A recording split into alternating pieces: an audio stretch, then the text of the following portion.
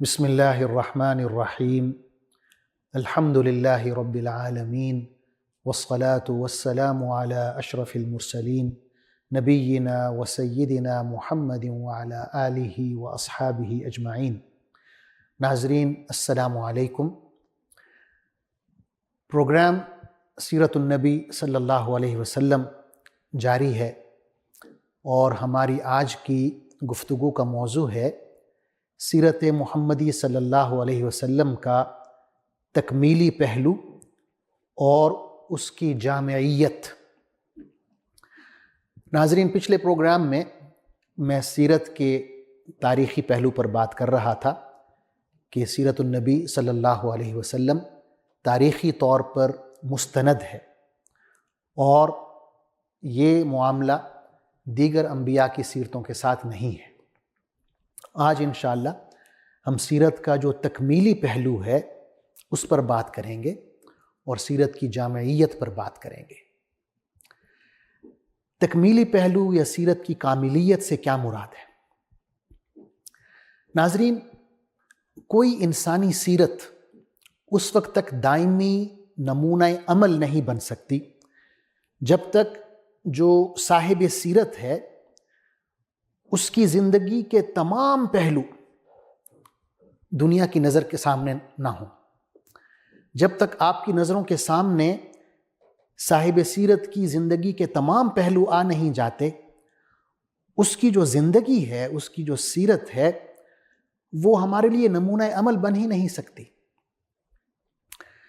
تو صاحب سیرت کے تمام حالات زندگی جب تک روز روشن کی طرح دنیا کے سامنے آ نہیں جاتے تو معلوم نہیں ہو سکتا کہ اس شخص کی سیرت کہاں تک انسانی سوسائٹی کے لیے ایک آئیڈیل زندگی پیش کر سکتی ہے۔ جب ہم رسول اللہ صلی اللہ علیہ وسلم کی بات کرتے ہیں تو آپ صلی اللہ علیہ وسلم کی زندگی کا ہر لمحہ پیدائش سے لے کر وفات تک دنیا کے سامنے ہے۔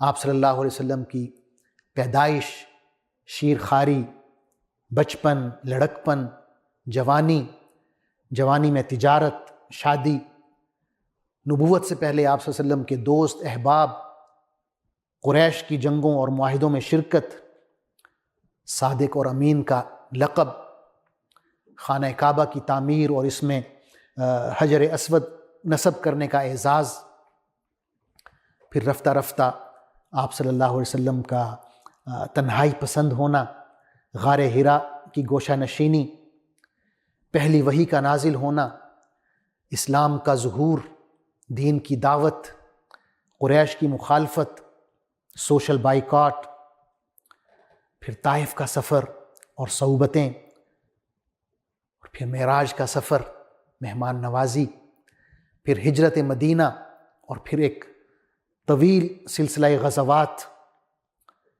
پھر صلح حدیبیہ ہے، بادشاہوں کو خطوط اور اسلام کی دعوت ہے، اسلام کا پھیلنا ہے، دین کا مکمل ہونا ہے، حجۃ الوداع ہے اور وفات ہے۔ ناظرین، رسول اللہ صلی اللہ علیہ وسلم کی زندگی کے ان تمام زمانوں میں سے کون سا زمانہ ایسا ہے جو دنیا کی نگاہ سے اوجھل ہو؟ محدثین کرام اللہ تعالیٰ انہیں جزائے خیر عطا فرمائے، انہوں نے رسول اللہ صلی اللہ علیہ وسلم کے حالات زندگی تفصیل کے ساتھ دنیا کے سامنے رکھ دیے ہیں۔ آپ صلی اللہ علیہ وسلم کا اٹھنا، بیٹھنا، سونا، جاگنا، شادی بیاہ، بچے، دوست احباب، نماز، روزہ، صلح و جنگ، آمد و رفت، سفر و حضر، کھانا پینا، ہنسنا، رونا، اوڑھنا، پہننا، چلنا پھرنا، یعنی زندگی کا کوئی پہلو آپ لے لیں، ہنسی مذاق کرنا، ملنا جلنا، خلوت و جلوت، خد و خال، قد و قامت، اور یہاں تک کہ میاں بیوی کے جو تعلقات ہیں ان کے بارے میں بھی محدثین کرام نے رسول اللہ صلی اللہ علیہ وسلم کی باتیں تفصیل سے لکھی ہیں۔ یعنی زندگی کا کوئی شعبہ، زندگی کا کوئی پہلو ایسا نہیں ہے جو محدثین کرام نے لکھ نہ دیا ہو، محفوظ نہ کر لیا ہو اور تفصیل سے نہ بیان کر دیا ہو۔ مثال کے طور پر محدثین میں ایک بہت بڑے محدث ہیں امام ترمذی رحمۃ اللہ علیہ، محمد بن عیسیٰ ترمذی۔ آپ کی ایک کتاب ہے شمائل محمدیہ صلی اللہ علیہ وسلم۔ اس کتاب کو پڑھ کر آپ کو اندازہ ہوگا کہ رسول اللہ صلی اللہ علیہ وسلم کی زندگی کتنی تفصیل سے قلم بند کی گئی ہے۔ ناظرین، بڑے سے بڑا انسان آپ تصور میں لے آئیں، وہ یہ ہمت نہیں کر سکتا کہ اپنی بیوی سے یوں کہے، اپنی بیوی کو اجازت دے کہ تم میری ہر بات لوگوں کو بیان کر سکتی ہو۔ لیکن حضور اکرم صلی اللہ علیہ وسلم نے اپنی تمام بیویوں کو عام اجازت دی ہوئی تھی کہ میری نجی زندگی، اس کی ہر بات آپ سب سے برملا کہہ سکتی ہیں۔ اخلاق کی یہ بلندی کائنات کی کسی اور ہستی میں آپ کو نہیں ملتی۔ سیرت محمدی صلی اللہ علیہ وسلم کے سوا کسی انسان کی زندگی اتنی کاملیت اور تفصیل کے ساتھ دنیا کے سامنے موجود نہیں ہے، اور اس میں کوئی شک نہیں کہ انسانوں کے لیے قابل نمونہ اور قابل عمل وہی زندگی ہو سکتی ہے جو کامل ہو، تفصیلی ہو اور ایک کھلی کتاب کی مانند دنیا کے سامنے ہو۔ رسول اللہ صلی اللہ علیہ وسلم کی زندگی کا کوئی لمحہ دنیا سے چھپا ہوا نہیں ہے، اور یہی حقیقت آپ صلی اللہ علیہ وسلم کی زندگی کو قابل عمل بناتی ہے۔ ناظرین، رسول اللہ صلی اللہ علیہ وسلم کی سیرت طیبہ کی ایک خصوصیت یہ بھی ہے کہ یہ ایک جامع سیرت ہے۔ جامعیت یہ تیسری خصوصیت ہے جس کا ہم ذکر کر رہے ہیں۔ جامعیت سے کیا مراد ہے؟ ہم لفظ استعمال کرتے ہیں جامع مسجد، یعنی وہ مسجد جس میں ایک کثیر تعداد اکٹھی ہو جاتی ہے لوگوں کی، جمعہ کی نماز پڑھتے ہیں، عید کی نماز پڑھتے ہیں۔ انگلش میں ہم لفظ استعمال کرتے ہیں کمپریہنسو، جامع کے لیے یہ لفظ ہے، یا جامعہ کہتے ہیں ہم یونیورسٹی کو، کیونکہ اس میں بہت سے علوم اکٹھے ہو جاتے ہیں۔ ناظرین، ہم یعنی انسان دنیا میں مختلف شعبوں میں کام کرتے ہیں۔ ان مختلف شعبوں کے باہمی تعاون سے دنیا کا نظام چلتا ہے۔ مثلا حکومت کرنے کے لیے بادشاہ ہیں، صدور ہیں، وزرائے اعظم ہیں، اور جن پر حکم چلایا جاتا ہے وہ عوام ہیں۔ امن و امان قائم کرنے کے لیے پولیس ہے، قاضی ہیں، جج ہیں۔ سرحدوں کی حفاظت کے لیے فوجیں ہیں، سپہ سالار ہیں۔ اسی طرح ہر ملک میں بہت سے ادارے ہیں، ان میں افسران ہیں۔ پھر غریب عوام ہیں، امیر ہیں، ان میں عابد و زاہد ہیں، گنہگار بھی ہیں، تاجر ہیں، ائمہ کرام ہیں، علماء و مشائخ ہیں، ہمارے اہل و عیال ہیں، دوست ہیں، احباب ہیں، ہمسائے ہیں۔ ان تمام شعبوں میں کام کرنے والوں کو ایک عملی نمونہ درکار ہوتا ہے۔ ایک ایسی ہستی کی ضرورت ہوتی ہے جو تمام شعبہ زندگی کے لیے مثال اور نمونہ پیش کر سکے۔ جامعیت کا ایک پہلو ان کاموں سے بھی متعلق ہے جو ہم روزمرہ کی زندگی کے مختلف لمحوں میں کرتے ہیں۔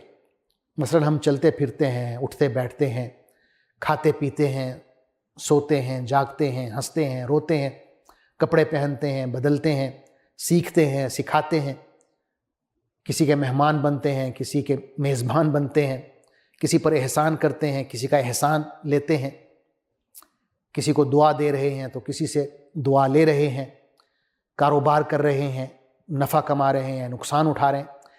یعنی ہمیں ان تمام امور کے متعلق عملی نمونوں کی ضرورت ہے۔ تو ایسا جامع عملی نمونہ جس میں ہمارے ہر کام کے لیے ہدایت موجود ہو، کیا کائنات میں کوئی ایسی ہستی موجود ہے جو زندگی کے ہر شعبے میں ہماری رہنمائی کر سکے؟ جی ہاں، ایک ہستی موجود ہے، اور وہ محمد رسول اللہ صلی اللہ علیہ وسلم کی ہے۔ جامعیت کا ایک پہلو یہ بھی ہے کہ ان کا تعلق ان کاموں سے ہے جو ہمارے دل اور دماغ سے متعلق ہیں، ہمارے احساسات اور جذبات سے متعلق ہیں۔ مثلاً ہم کبھی راضی ہوتے ہیں، کبھی ناراض ہوتے ہیں، کبھی خوش ہوتے ہیں، کبھی غمزدہ ہوتے ہیں۔ ہم کبھی مشکلات میں گھرے ہوتے ہیں، کبھی نعمتوں سے مالا مال ہوتے ہیں، کبھی ناکام ہو رہے ہوتے ہیں، کبھی کامیاب ہو رہے ہوتے ہیں۔ ان تمام حالتوں میں ہم مختلف جذبات سے گزر رہے ہوتے ہیں۔ ہمیں ان جذبات کو اعتدال میں رکھنے کے لیے ایک عملی سیرت کی ضرورت ہے، اور وہ عملی سیرت صرف اور صرف سیرت محمدی صلی اللہ علیہ وسلم ہے۔ ناظرین، سیرت محمدی صلی اللہ علیہ وسلم کی جامعیت کا ایک پہلو یہ بھی ہے جس کا تعلق ہماری شخصیت سے ہے۔ مثلاً ہمارا عزم و استقلال، ہماری شجاعت، ہمارا صبر و شکر، ہمارا توکل، ہمارا ایثار، ہماری قربانی، ہماری قناعت پسندی، ہمارا مصیبتوں کو برداشت کرنا۔ ان تمام اخلاقی پہلوؤں کے لیے ہمیں عملی ہدایت اور مثال کی ضرورت ہے، اور ایسی عملی ہدایت اور مثال صرف اور صرف محمد الرسول اللہ صلی اللہ علیہ وسلم کی سیرت طیبہ سے ہمیں مل سکتی ہے۔ سیرت محمدی صلی اللہ علیہ وسلم کی جامعیت کا ایک پہلو تعلیم کے حوالے سے بھی ہے۔ دنیا میں دو قسم کی تعلیمی ادارے ہوتے ہیں، ایک وہ جہاں صرف ایک فن سکھایا جاتا ہے، جیسے میڈیکل کالج ہے، کالج آف آرٹس ہے، ملٹری اکیڈمی ہے، انجینئرنگ کے حوالے سے یا کمپیوٹر سائنس کے حوالے سے درسگاہیں ہیں۔ دوسری قسم کی تعلیمی ادارے بڑی بڑی یونیورسٹیوں کی شکل میں ہوتے ہیں، جو اتنے وسیع ہوتے ہیں کہ ہر قسم کی تعلیم و تربیت کا انتظام کر رہی ہوتی ہیں۔ اس لیے اردو میں اور عربی میں یونیورسٹی کو جامعہ کہتے ہیں، کیونکہ اس میں جامعیت ہوتی ہے۔ دنیا جہاں کی تعلیم اور دنیا جہاں کی تربیت وہاں دی جا رہی ہوتی ہے۔ سیرت محمدی صلی اللہ علیہ وسلم کا اگر دیگر انبیاء کی سیرتوں سے موازنہ کریں تو معلوم ہوگا کہ سابقہ انبیاء نہ صرف تعلیم و تربیت کے ایک خاص فیلڈ میں نمایاں تھے، بلکہ ان کے شاگردوں کا تعلق بھی ایک خاص علاقے اور خاص قوم سے تھا۔ سابقہ انبیاء کی سیرتوں میں جامعیت نہیں تھی۔ مثال کے طور پہ ہم دیکھتے ہیں حضرت عیسیٰ علیہ السلام نے انجیل میں واضح طور پر فرمایا کہ میں صرف بنی اسرائیل کی گمشدہ بھیڑوں کا چرواہا ہوں۔ یہ انجیل کا حوالہ نمبر میں پیش کرتا ہوں، متی کی انجیل ہے اور اس کا باب نمبر 15 ہے اور آیت نمبر 24 ہے۔ اس میں اگر آپ انگلش میں دیکھیں کنگ جیمز ورژن میں تو اس میں بھی یہ لکھا ہوا ہے کہ I am sent only to the lost sheep of the house of Israel۔ اسی طرح اگر حضرت عیسیٰ علیہ السلام کی تعلیمات کو دیکھیں تو وہ بھی دین کے صرف ایک پہلو یعنی اخلاقیات تک محدود ہیں۔ دیگر انبیاء کی تعلیمات بھی محدود ہیں، وہ علاقے جہاں انبیاء کو بھیجا گیا اور وہ لوگ جن کی طرف انبیاء کو بھیجا گیا سب محدود نوعیت کے ہیں۔ اب سیرت محمدی صلی اللہ علیہ وسلم کی طرف دیکھیں، یہاں دین و دنیا کا آپ کو ایک حسین امتزاج ملے گا۔ یہاں عقائد ہیں، عبادات ہیں، اخلاق ہیں، معاملات ہیں، اور سب پر توجہ دی جا رہی ہے اور انہیں درست کیا جا رہا ہے۔ یہاں حقوق اللہ اور حقوق العباد دونوں کی ادائیگی پر تاکید کی جا رہی ہے۔ یہاں اسلام بطور دین، ایمان بطور عقیدہ اور احسان بطور رویے کے سکھایا جا رہا ہے۔ پھر سیرت محمدی صلی اللہ علیہ وسلم پر چلنے والے جو صحابہ کرام ہیں، ان کو آپ دیکھیں کہ کہاں کہاں سے آ کر رسول اللہ صلی اللہ علیہ وسلم کے گرد جمع ہو رہے ہیں اور آپ صلی اللہ علیہ وسلم کے ایک اشارے پر اپنی جانیں نشاور کرنے کو تیار ہیں۔ ابو بکر و عمر، عثمان و علی رضی اللہ عنہم مکہ سے ہجرت کر کے مدینہ آ رہے ہیں۔ یہ ابو ذر ہیں، قبیلہ غفار سے آئے ہیں۔ یہ ابو موسیٰ اشعری اور معاذ بن جبل ہیں، یہ یمن سے آئے ہیں۔ یہ خباب بن ارت قبیلہ تمیم سے ان کا تعلق ہے، اور یہ منذر بن عائز ہیں جو بحرین سے آئے ہیں، یہ فروا اور معان یہ شام کی حدود سے آئے ہیں، اور یہ کالی رنگت والے صحابی کون ہیں؟ یہ بلال حبشی ہیں، ایتھوپیا سے تعلق ہے۔ یہ گوری رنگت والے صحابی کون ہیں؟ یہ صہیب رومی ہیں، اور یہ سلمان فارسی ہیں جو ایک طویل سفر کر کے ایران سے آئے ہیں۔ ان کے اعزاز میں ایک حدیث سنا دیتا ہوں آپ کو۔ حضرت ابو ہریرہ رضی اللہ عنہ فرماتے ہیں کہ ہم رسول اللہ صلی اللہ علیہ وسلم کے پاس بیٹھے ہوئے تھے، سلمان فارسی بھی ہمارے درمیان موجود تھے، کہ آپ صلی اللہ علیہ وسلم پر وحی نازل ہونا شروع ہو گئی۔ اس وحی میں سورہ جمعہ نازل ہوئی، سورہ نمبر 62 ہے، جس میں یہ آیت بھی تھی وَآخَرِينَ مِنْهُمْ لَمَّا يَلْحَقُوا بِهِمْ۔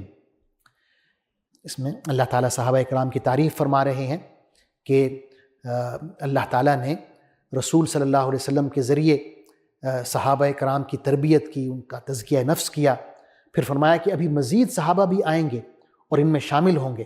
یعنی ضروری نہیں کہ نئے آنے والے صحابہ جو ہیں ان کا تعلق عرب سے ہو، غیر عرب بھی ہوں گے۔ تو جب یہ صورت نازل ہو گئی تو ایک شخص نے پوچھا کہ یا رسول اللہ، یہ جو آیت ہے اس میں وَآخَرِينَ مِنْهُمْ لَمَّا يَلْحَقُوا بِهِمْ، کہ اور بھی آئیں گے جو ابھی شامل نہیں ہوئے لیکن شامل ہو جائیں گے، یہ کون لوگ ہیں؟ حضور صلی اللہ علیہ وسلم خاموش رہے۔ تو اس شخص نے 2-3 دفعہ یہ سوال دوبارہ پوچھا کہ یا رسول اللہ یہ لوگ کون ہوں گے؟ تو حضور صلی اللہ علیہ وسلم نے حضرت سلمان فارسی رضی اللہ عنہ کے کندھے پر ہاتھ رکھا اور فرمایا کہ اگر ایمان ثریا جیسے بلند ستارے پر ہوتا تو یہ شخص یعنی سلمان فارسی اور اس کی قوم کے باہمت مرد وہاں بھی پہنچ جاتے اور ایمان کی دولت حاصل کر لیتے۔ ناظرین، سیرت محمدی صلی اللہ علیہ وسلم کی جامعیت کا یہ خاص پہلو ہے کہ اس سے تربیت حاصل کرنے والے دنیا کے کونے کونے سے آئے ہوئے تھے۔ ان میں ہر رنگ، نسل، قوم اور زبان کے لوگ شامل تھے۔ اس سے ثابت ہوتا ہے کہ دنیا کے تمام لوگ اپنے مختلف مزاجوں، صلاحیتوں اور رویوں کے باوجود سیرت محمدی صلی اللہ علیہ وسلم سے تربیت حاصل کر سکتے ہیں۔ اللہ تعالیٰ نے فرمایا ہے قُلْ إِن كُنتُمْ تُحِبُّونَ اللَّهَ فَاتَّبِعُونِي، کہ اے نبی صلی اللہ علیہ وسلم آپ یوں کہیں کہ اگر تم اللہ سے محبت کرتے ہو تو پھر میری پیروی کرو، یعنی اگر تم حکمران ہو تو میری پیروی کرو، اگر تم عوام ہو تب بھی میری پیروی کرو، اگر تم سپہ سالار ہو، استاد ہو، شاگرد ہو، دولت مند ہو، غریب ہو، مظلوم ہو، عابد و زاہد ہو، قوم کے خادم ہو، ایک پبلک سرونٹ ہو، میری پیروی کرو۔ یعنی تم کسی بھی نیک راہ پر گامزن ہو اور اس کے لیے تمہیں بلند سے بلند اور عمدہ سے عمدہ نمونہ چاہیے، مثال چاہیے، تم میری پیروی کرو، تمہیں نمونہ ملے گا، مثال ملے گی۔ کیونکہ یہ ایک حقیقت ہے کہ زندگی کے ہر شعبے میں بہترین ہدایت صرف اور صرف سیرت محمدی صلی اللہ علیہ وسلم سے ہی ہمیں مل سکتی ہے۔ عزیزان گرامی، ہمارا آج کا پروگرام سیرت نبوی کی کاملیت اور جامعیت کے حوالے سے تھا۔ ہمارا اگلا پروگرام انشاءاللہ سیرت النبی صلی اللہ علیہ وسلم کی عملیت یعنی سیرت کی پریکٹیکیبلٹی کے اوپر ہوگا کہ سیرت النبی صلی اللہ علیہ وسلم کس قدر قابل عمل ہے اور کتنی آسانی سے ہم انہیں اپنی زندگیوں پر نافذ کر سکتے ہیں۔ تب تک کے لیے اجازت دیجیے، بہت شکریہ، والسلام علیکم ورحمۃ اللہ وبرکاتہ۔